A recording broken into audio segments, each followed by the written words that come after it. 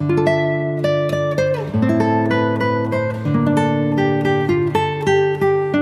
Guys, welcome back to my channel. So guys, आज मैं आपके लिए लेके आऊँ कॉलेज लव के एपिसोड 15 के एक्सप्लेनेशन, यानी कि सेकंड लास्ट एपिसोड के एक्सप्लेनेशन। अगर आपने इससे पहले के एपिसोड नहीं देखे तो आप उन्हें हमारे चैनल पे जाके देख सकते हैं, और साथ ही में मैं उन वीडियो के लिंक नीचे डिस्क्रिप्शन में भी दे दूंगा, तो आप उन्हें भी चेकआउट कर सकते हैं। और मैं आपको रैंडम सीन हटाकर मेन स्टोरी के हिसाब से एक्सप्लेन करूंगा।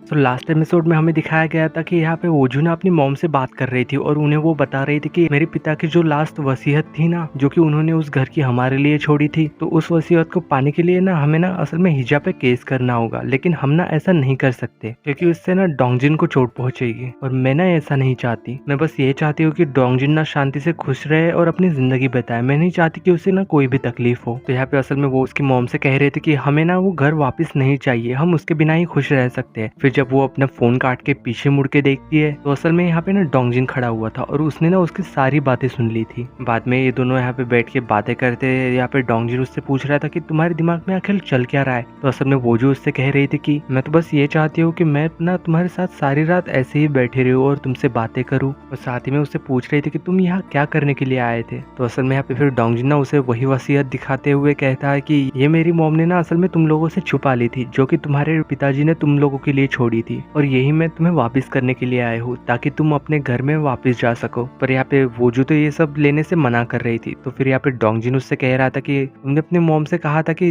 तुम ना मुझे खुश देखना चाहती हो, अगर तुम इस वसीयत को ले लोगी तो मुझे ना काफी ज्यादा खुशी होगी। तो फिर ना असल में वो ना वोजू को वो वसीयत दे देता है। फिर जब वो दोनों यहाँ से जा रहे थे, तभी यहाँ पे डोंगजिन ना वोजू से कह रहा था कि जो लोग तुम्हारे घर को खरीदना चाहते थे, मैं उन लोगों से बात करूंगा, और साथ ही में तुम ना इस वसीयत के बारे में अपने घर वालों को भी बता देना। ये सब कह के ना फिर वो वहां से चला जाता है। फिर जब हमें नेक्स्ट सीन में यहाँ डोंगजिन के अपार्टमेंट के अंदर हिजा को दिखाया जाता है, जो कि यहाँ से ना घर छोड़ के जाने वाली थी। तभी वो यहाँ पे कुछ बर्तन देखती है, तो वो उन्हें ना धो देती है, और फिर वो बाद में वो वहां से चली जाती है। फिर जब यहाँ पे वोजू ना घर पे आ चुकी थी, तो वो ना ये वसीयत अपनी बहन को दिखाती है। तो असल में हाइसियोंग ना बाद में ये वसीयत पढ़ के ना रोने लग जाती है। वही साथ ही में हमें यहाँ घर के बाहर युनजुन को दिखाया जाता है, जो कि यहाँ पे बाहर से ना हाइसियोंग को रोते हुए सुन रहा था। बाद में कुछ देर बाद वो चुप हो जाती है, और साथ ही में यहाँ पे वो वोजू से कह रहे थे कि अब हमें क्या करना चाहिए। तो वोजू यहाँ पे असल में उससे कह रहे थे कि मुझे नहीं पता कि अब हमें आगे क्या करना चाहिए, ताकि सब लोग ना खुशी खुशी से रह सके। वही फिर हमें अगले सीन में यहाँ पे हुईजा के बॉयफ्रेंड को दिखाया जाता है, जो कि यहाँ पे ना असल में पुलिस स्टेशन आया हुआ था। वही फिर नेक्स्ट सीन में हमें यहाँ पे डोंगजिन को दिखाया जाता है, जो कि यहाँ पे उसी आदमी से मिल रहा था, जो कि ना वोजू का घर खरीदना चाहता था। यहाँ पे डोंगजिन उसे बता रहा था कि वो जो घर है ना, उसकी एक वसीयत है, तो आप ना वो घर नहीं खरीद सकते। तो यहाँ पे वो आदमी उससे कह रहा था कि फिर तो मुझे केस करना चाहिए। लेकिन कुछ देर बाद समझाने के बाद वो आदमी भी मान जाता है कि ठीक है, हम वो घर नहीं खरीदेंगे, और साथ ही में मैंने जो पैसे दिए थे, मुझे वो सारे पैसे वापस चाहिए। तो यहाँ पे डोंगजिन उससे कहता है कि ठीक है, आपको आपके सारे पैसे वापस मिल जाएंगे। फिर वही नेक्स्ट सीन में हमें यहाँ दिखाया जाता है कि वोजू, हाइसियोंग और युनजुन असल में एक लॉयर के पास आए हुए थे। तो यहाँ पे असल में लॉयर उनसे बता रहा था कि तुम लोगों को ना हिजा के ऊपर केस करना चाहिए। पर यहाँ पे ये तीनों ही ना इस बात के लिए मना कर रहे थे। यहाँ वोजू उससे कह रही थी कि क्या कोई सेटलमेंट करके बात नहीं बन सकती। तो यहाँ पे असल में लॉयर फिर उन्हें बता रहा था कि अगर इस बात के लिए हिजा मान जाएगी, अगर वो समझौता करने के लिए तैयार है, तो ऐसा हो सकता है। फिर ना असल में ये लोग कहते हैं कि हम ना बाद में सोच के बताएंगे, और वो वहां से चले जाते हैं। वही हमें दिखाया जाता है कि असल में फिर वोजू के पास ना यहाँ डोंगजिन का मैसेज आ गया था, और वो उससे यहाँ कह रहा था कि मैं ना तुमसे मिलना चाहता हूँ, तुम कहाँ हो। तो असल में यहाँ पे वोजू ना एक रेस्टोरेंट के अंदर बैठी हुई थी। फिर कुछ देर बाद ना यहाँ पे हाइसियोंग और वोंजुन भी वहाँ आ जाते हैं। तो यहाँ पे असल में वोजू उन्हें बता रही थी कि मैंने डोंगजिन से मिलने के लिए जाने वाली हूँ, और मैं सिर्फ उससे इसलिए मिलने वाली हूँ क्योंकि मैं उसे बताना चाहती हूँ कि वो ना अपनी मॉम को इस बात के लिए मना ले घर छोड़ने के लिए। अगर फिर भी उसकी मॉम नहीं मानेगी, तो हम फिर बाद में हिजा पे केस करेंगे। यहाँ पे हाइसियोंग उससे कह रही थी कि ठीक है, और मेरी तरफ से ना उसे थैंक यू भी कहना, क्योंकि असल में वोजू ने ना हाइसियोंग को और सभी लोगों को बता दिया था कि वो वसीयत ना डोंगजिन ने ही उसे लाके दी थी।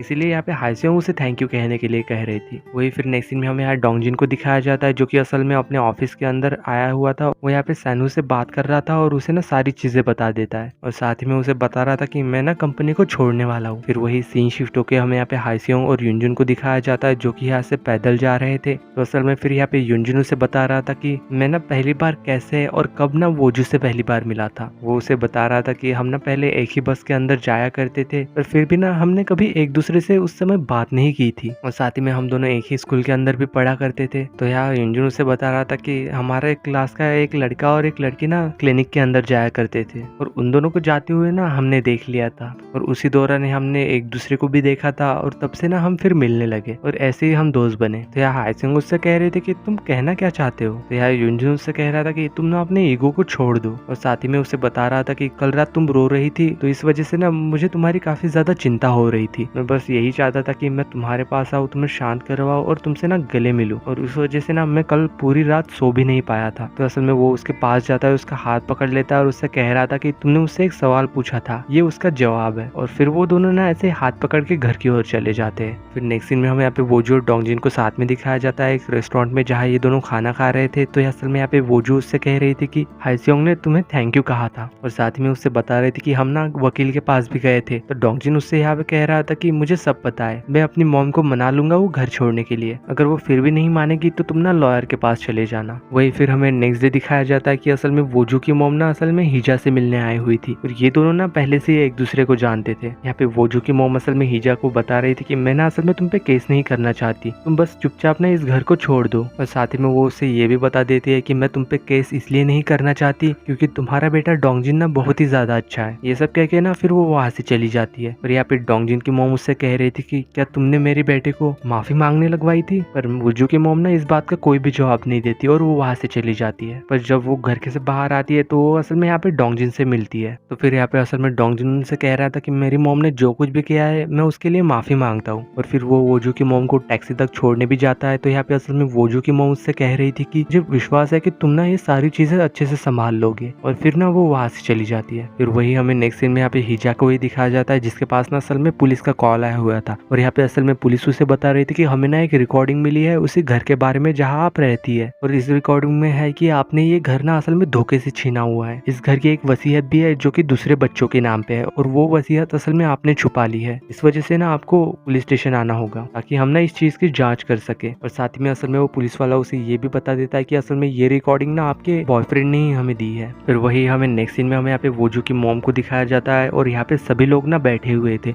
तो असल में यहाँ पे वोजू की मॉम उन सब लोग को बता रही थी कि हम ना कोई भी कानूनी कार्रवाई नहीं करेंगे। और साथ ही में मैं ना आज हिजा से भी मिलने गई थी और साथ ही में डोंगजिन से भी मिली थी और फिर मैंने डोंगजिन से कहा था कि तुम ना ये सारी चीजें अच्छे से संभाल लेना। फिर जब नेक्स्ट सीन में हमें यहाँ पे वोजू को दिखाया जाता है जो कि घर से बाहर आ चुकी थी और वो ना यहाँ पे डोंगजिन को कॉल करने की कोशिश कर रही थी, पर यार डोंगजिन तो कॉल ही नहीं उठा रहा था क्योंकि उसके घर के अंदर ना उस वक्त हिजा मौजूद थी। तो असल में फिर यहाँ पे हिजा ना डोंगजिन से कह रही थी कि मैंने अपने पास्ट में ना बहुत ही गलत काम किए हैं और ये सब मैंने इसीलिए किए थे क्योंकि मैं ना बस अच्छी जिंदगी चाहती थी। तो यहाँ पे असल में डोंगजिन उनसे कह रहा था कि अभी भी इन सब चीजों के लिए ना देर नहीं हुई है, आप अभी भी एक अच्छी जिंदगी जी सकती है। असल में यहाँ पे फिर हिजा ना उसके बेटे से इन सभी चीजों के लिए उससे माफी मांग रही थी। तो असल में यहाँ पे फिर डोंगजिन भी उनसे कहता है कि हम ना कल पुलिस स्टेशन जाएंगे और फिर ना असल में हिजा अपने कमरे के अंदर चली जाती है सोने के लिए। फिर बाद में डोंगजिन भी ओजू के पास मैसेज करके उससे कह रहा था कि मेरी मॉम ना घर आई हुई थी इसलिए मैं ना तुम्हें बाद में कॉल करूंगा। वही नेक्स्ट सीन में हमें यहाँ फिर सुनियोंग को दिखाया जाता है जो कि यहाँ पे मिनियंग से मिल रहा था और उसे यहाँ बता रहा था कि डोंगजिन ना असल में ये कंपनी छोड़ने वाला है और मैं चाहता हूँ कि तुम मेरे साथ अब काम करो। पर मिनियंग यहाँ पे उसे बता रही थी कि मैं ना तुम्हें इस बारे में सोच के बताऊंगी। वही नेक्स्ट सीन में हमें यहाँ पे वोजू के घर पे दिखाया जाता है जहाँ पे उसकी मॉम और ये सभी लोग मिलके ना खाना बना रहे थे। वोजू यहाँ पे असल में घर के बाहर खड़ी हुई थी और वो ना यहाँ से अपनी मॉम को देख रही थी। तभी वो असल में एक फ्लैशबैक सीन को याद करती है जहाँ पे उसकी मॉम ना उसे कह रही थी कि तुम्हें ना डोंगजिन को घर में बुलाना चाहिए ताकि वो एटलीस्ट हमारे साथ खाना तो खा सके। वही दूसरी ओर हमें यहाँ पे फिर जियो को भी दिखाया जाता है जहाँ पे असल में डोंगजिन भी मौजूद था और यहाँ पे असल में डोंगजिन ने ना जियो को एक गिटार गिफ्ट में दिया था। तो जियो ना यहाँ पे इस गिटार को लेकर काफी ज्यादा खुश लग रहा था। वही फिर हमें यहाँ पे एपिसोड के लास्ट सीन में दिखाया जाता है जहाँ पे वोजू ना असल में डोंगजिन का यहाँ पे घर के बाहर इंतजार कर रही थी क्योंकि उसने उसे खाने पे बुलाया था। फिर कुछ देर बाद यहाँ पे डोंगजिन भी वहाँ आ जाता है और यहाँ डोंगजिन के हाथ में ना एक फूलों का गुलदस्ता भी था। यहाँ पे फिर ये दोनों एक दूसरे को ऐसे ही काफी प्यार से देख रहे थे और इसी सीन के साथ कॉलेज लव के एपिसोड 15 की यानी कि सेकंड लास्ट एपिसोड की एंडिंग होती है।